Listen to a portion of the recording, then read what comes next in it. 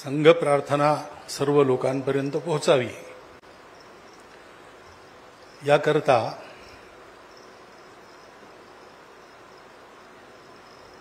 प्रार्थनेचा अर्थ, त्याची गंभीरता, त्याची भव्यता जाणून केवळ तेवढ्यामुळे कामाला लागलेले, मंचावर बसलेले आणि खाली उपस्थित असलेले सगळे मान्यवर, अन्य सद्भावना ती आपल्या मनात ठेवून इथे उपस्थित असलेले सगळे सज्जन, माता भगिनी, संतश्रेष्ठ,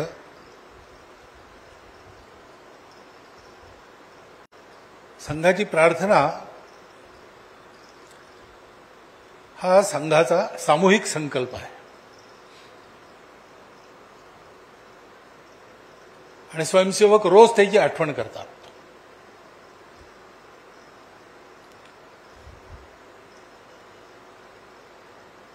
व्यक्तिगत संकल्प स्वयंसेवकाच्या प्रतिज्ञेत असतो, पण आम्ही सगळे मिळून काय करायचं ठरवलं आहे ते संघाच्या प्रार्थनेत आहे. त्या प्रार्थनेमध्ये ती भारतमातेची प्रार्थना आहे.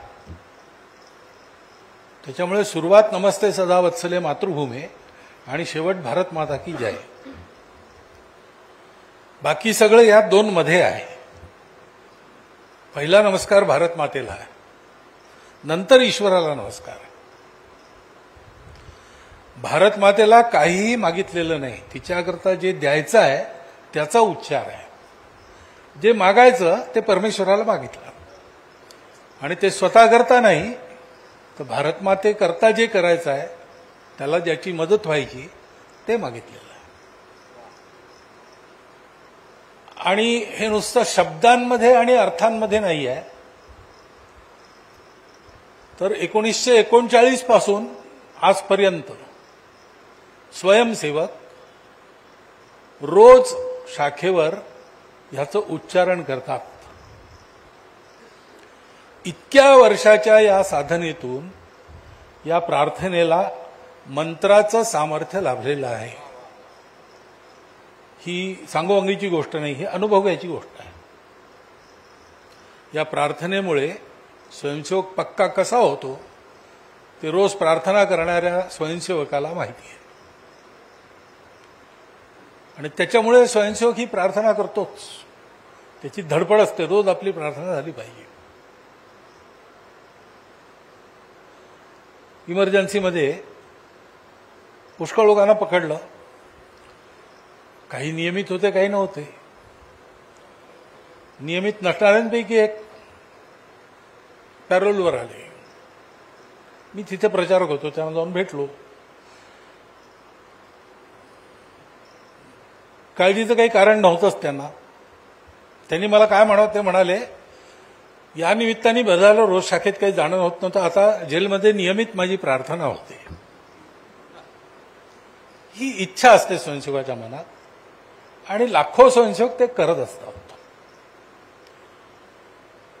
तर ते शब्द आणि अर्थाच्या पलीकडे जाऊन आता प्रार्थनेचा अर्थ सगळ्या लोकांपर्यंत पोचवावा म्हणून हा उपक्रम आहे. पण आता संघाचे इतके स्वयंसेवक आहेत, त्याच्यात बालक आणि शिशुही आहेत. त्यांना काय समजत असेल?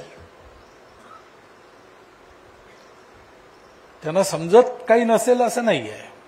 शब्द अर्थ त्यांना नाही समजत, पण प्रार्थना हा भाव आहे. आणि तो भाव तुम्ही जा कुठल्याही सायम शाखेत, विद्यार्थ्यांच्या शाखेत जा, तो शिशु स्वयंसेवक स्वस्वभावाच्या प्रवृत्तीनुसार शिक्षकाच्या नाकी नऊ आणणारा, गणामध्ये खेळताना मस्ती करणारा, त्या प्रार्थनेमध्ये मात्र तो स्वस्थ उभा राहतो, दक्षमध्ये उभा राहतो, प्रणामाच्या स्थितीत उभा राहतो. डास चावतात, उजव्या पायाला डास चावला तर प्रणामाचा हात काढताना डावा हात प्रणामाच्या स्थिती करून त्या मच्छराला हाकलतो. तर त्याच्या मनात आहे की ते प्रार्थनेत असंच उभं राहायचं असतं आणि हालायचं नसतं. भारतमातेची प्रार्थना. या प्रार्थनेचं पहिलं रूप भावच आहे. शब्द स्फुरले, त्यातनं अर्थ निघाला, त्यातनं भाव कळला आणि मग तो असं नाही झालेलं. सांगितलं मराठी आणि हिंदी प्रार्थना होती. अखिल भारतात चालणारी भाषा संस्कृत आहे. संस्कृतमध्ये त्याची रचना करायची तर पहिल्यांदा आपण ही जी प्रार्थना करतो मराठी हिंदी ती कोणत्या भावानी करतो याची चर्चा झाली. तो भाव गद्य रूपात शब्दबद्ध झाला आणि तो कागद घेऊन बैठक चालू होती. एक निरोप्या भिडे मास्तरांकडे आला. ते संघाचे संशक होतेच, उत्तम संस्कृतचे पंडित होते, सक्रिय संशोधक होते. त्याच्यामुळे त्यांना शब्दार्थ कळायचा काही प्रश्न नाही, पांडित्य होतच त्यांच्या, पण तो भाव कळला आणि त्या भावाला बरोबर शब्दात पकडणारी कविता त्यांनी केली. हा प्रार्थनेचा भाव आहे. त्यात संकल्पाची दृढता, मातृभूमीप्रती भक्ती, प्रेम आणि समर्पण, या दोन गोष्टी आहेत. आणि या दोन गोष्टी स्वयंसेवकांना समजतात.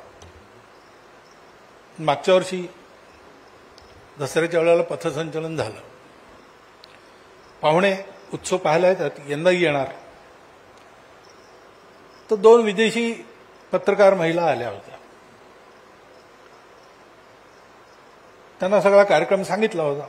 सकाळी अमुक ठिकाणी तुम्ही राहा, सकाळी लवकर निघतं ते पथसंचलन, त्याचं निरीक्षण करण्यासाठी अमुक ठिकाणी इतके वाजता पोहोचायचं आहे. आणि सकाळी पाऊस सुरू झाला पहाटेपासून. तर त्यांनी विचारलं की होणार आहे का, पण आल्या ठरल्याप्रमाणे. आणि त्यांनी पाहिलं की ठरल्याप्रमाणे संचलन होत आहे, पाऊस पडतोय, स्वयंसेवक चालत आहेत. आता हे स्वयंसेवकाला कसं कळतं, त्याला तो संस्कार मिळतो प्रार्थनेतून. तो भाव कळायला विद्वत्ता लागत नाही, ज्ञान लागत नाही. ताही अहिर की छोहरिया छछिया भरी छाछपे नाच नचावई, प्रसिद्ध रसखानाची उक्ती आहे. शेष महेश गुणेश दिनेश सुरेश हु जाहू निरंतर ध्यावई, जाही अनादि अनंत अखंड अछेद अभेद सुवेद बतावई, नारद से शुक व्यास रचे पछिहारी ठके पुनि पार न पावई. अशा परमेश्वराला ताही अहिर की छोहरिया छछियाभरी छाछ वाटीभर टाकाची लालच देऊन नाचायला लावतात. हा भावाचा प्रताप आहे. तर स्वयंसेवकांना हा अर्थ असा कळतो. नंतर मग ते प्रशिक्षणात येतात, तेव्हा एकेका शब्दाची फोड, विभक्ती, प्रत्यय, व्याकरण, त्याचं हे सगळं त्यांना सांगण्यात येतं. प्रार्थनेची पुस्तिका मिळते, पत्रक मिळतं, त्यात हे सगळं असतं. पण हे सगळं नंतर आहे. पहिल्यांदा त्यांना प्रार्थनेतून जे कळायला पाहिजे ते कळलेलं असतं. पण आता हे संघाच्या शाखेत जे रोज येतील त्यांच्याकरता आहे. आणि संघाची धारणा आहे, जेव्हा आम्ही म्हणतो विजेत्रीचन संहता कार्यशक्ती, आमची संघटित कार्यशक्ती, तेव्हा आम्ही म्हणजे कोण त्याचा परिचय प्रार्थनेत आहे. वयम हिंदू राष्ट्रांगभूता. तर आम्ही म्हणजे संपूर्ण हिंदू समाज. त्या संपूर्ण हिंदू समाजाची शक्ती लागेल तेव्हा भारत मातेचं परमवैभव अवतरणार आहे. ते जर व्हायचं असेल तर एक प्रवाह हा आत्तापर्यंत पहिल्यांदा भाव, मग अर्थ आणि शब्द. पण आपली काळाची शर्यत आहे, याची गती वाढायची असेल तर मग शब्दांतून अर्थाकडे, अर्थातून भावांकडे हाही प्रवाह चालू करायला पाहिजे. कारण असंही होतं. बंगालमध्ये शाखेवर प्रार्थना चालू होती, स्वातंत्र्यापूर्वीची गोष्ट. एक प्रायमरी शाळेतले संस्कृत शिकवणारे मास्तर ते चालले होते रस्त्याने. त्यांनी काही स्वर ऐकला, पाहिलं तर काही लोक जमून काहीतरी म्हणतायत, एक झेंडा भगवा लागलेला आहे. जवळ गेले तर हे संस्कृत त्यांना कानावर पडलं. बाबा अर्थ आणि शब्द दोन्हीमुळे ते भारावून गेले आणि ते पोचले तिथे आणि विचारलं तुम्ही कोण काय करतात, सांगितलं आम्ही संघाचे लोक आहोत, प्रार्थना ही आमची प्रार्थना आहे.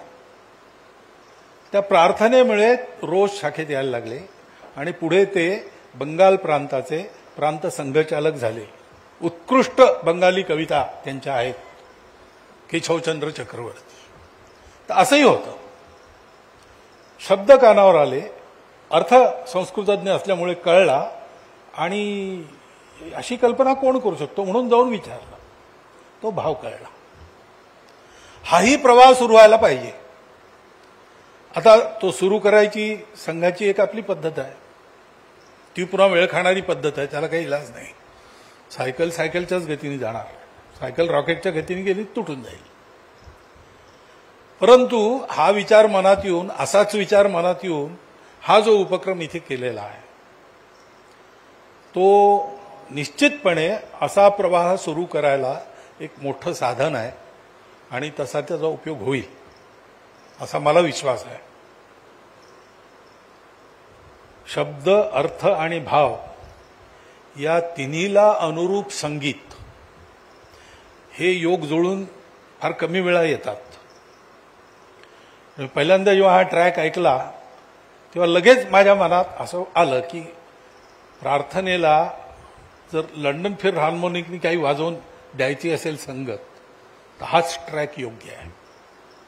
त्याचा जो संकल्प दृढतेचा भाव आहे आणि त्याच्यात ती भक्ती, समर्पण, प्रेम आहे, ते जी स्वरयोजना आहे त्यातून पूर्णपणे व्यक्त होतं. नुसता ट्रॅक जरी तुम्ही ऐकाल तरी तुम्हाला त्या वातावरणात तो ट्रॅक घेऊन जातो आणि त्याच्यामुळे लगेच करा असं म्हटलं मी. ठीक आहे, ते इंग्लंडच्या भूमीवर भारतमातेची प्रार्थना होते वगैरे, हा बोनस आहे त्याच्यात. पण मुख्य गोष्ट आहे की शब्द, अर्थ, भाव आणि सूर यांचं एक समन्वयाचं असं रसायन झालेलं आहे आणि त्यामुळे निश्चित याचा जितका प्रचार प्रसार होईल तितके नवीन लोक संघाकडे आकर्षित होतील. शब्दांचा, संगीताचं हे सामर्थ्य आहे. शब्द भाषणातून शब्द कळतात, अर्थ कळतो, मग चिंतन होतं आणि मग ते मनात जातं. संगीतातून जेव्हा शब्द येतात तेव्हा हा चिंतनाचा भाग राहत नाही मध्ये. कानातून बुद्धीत, बुद्धीतून मनात, ह्याच्याऐवजी कानातून सरळ मनात असा शब्दांच्या अर्थाचा, भावाचा प्रवास होतो. त्याच्यामुळे गीतं परिणामकारक असतात, जास्त परिणामकारक असतात. सांघिक गीतं आणखी परिणामकारक असतात. मला हे माहिती आहे की कपडे वाळत घालताना आमचे एक प्रचारक एक गीत गुणगुणत होते. एक कॉलेज विद्यार्थी दुपारच्या वेळेला कार्यालयात त्याच्या कानावर शब्द पडले आणि त्यामुळे त्याचा जो विचार सुरू झाला तो आजीवन संघाचा प्रचारक म्हणून झाला. हे मला माहिती आहे. अशी पुष्कळ उदाहरणं आहेत. संघात आम्ही जेव्हा हे गातो, प्रार्थना गातो, गीतं गातो, तेव्हा गाणारे हे मनापासून गात असतात. ते सगळे गाणारे नसतात. त्यांच्या सगळ्यांच्या मिळून गाण्यामुळे एकाने गायलेले जे सुरातलं गायन आहे ते पसरते इकडे तिकडे आणि कधी कधी काय गाता येते असंही वाटतं. परंतु जो गाणार असतो तो आपल्या ओबडधोबड गळ्यानी, ओबडधोबड सुरानी आपलं मन एकवटून त्या भावाशी एकरूप होऊन गातो. त्याचे परिणाम होतात आणि त्याच्यामुळे हा सगळा समन्वय या ठिकाणी जो एकत्र आलेला आहे त्याच्यामुळे हा परिणाम रेकॉर्डिंग निश्चितपणे साधेल असं मला वाटतं. आणि म्हणून या उपक्रमाशी जुळलेल्या सगळ्यांना संघाची प्रार्थना संघाने न म्हणता हे घेऊन चालले आहेत समाजात, म्हणून संघातर्फे मी धन्यवाद देतो आणि अभिनंदनही करतो. प्रार्थना निवडली म्हणूनही आणि उत्कृष्ट त्याचं स्वरसंयोजन झालं त्याबद्दलही त्यांचं अभिनंदन करतो आणि थांबतो.